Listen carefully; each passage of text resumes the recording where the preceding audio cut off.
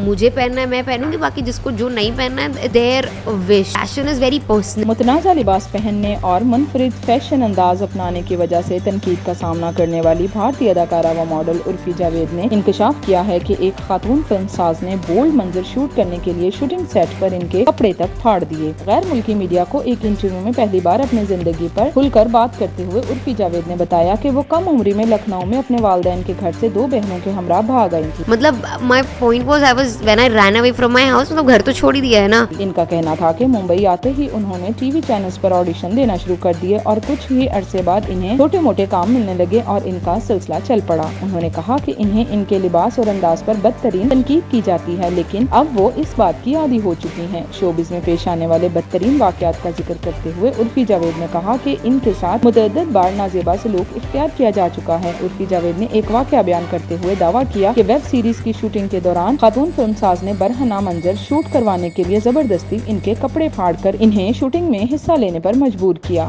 یاد رہے کہ عرفی جاوید اپنی بولڈ ڈریسنگ کی وجہ سے تنقید کا نشانہ بنتی ہیں, لیکن وہ اس تنقید کو بہت زیادہ سیریس نہیں لیتی. ان کو متعدد مرتبہ جان سے مار دینے کی دھمکیاں بھی ملی, لیکن انہوں نے کسی کی پرواہ نہیں کی اور جیسے جینا چاہتی ہیں اور زندگی بسر کرنا چاہتی ہیں ویسے ہی وہ جی رہی ہیں. ان کا کہنا ہے کہ میں اپنی جیب سے پیسے لگا کر اپنا لباس تیار کرواتی ہوں, کسی سے پیسے نہیں لیتی, نہ ہی میں کسی کی مرضی کے مطابق چل سکتی ہوں. I can't blame people کہ تو نے اچھے کپڑے نہیں پہنے.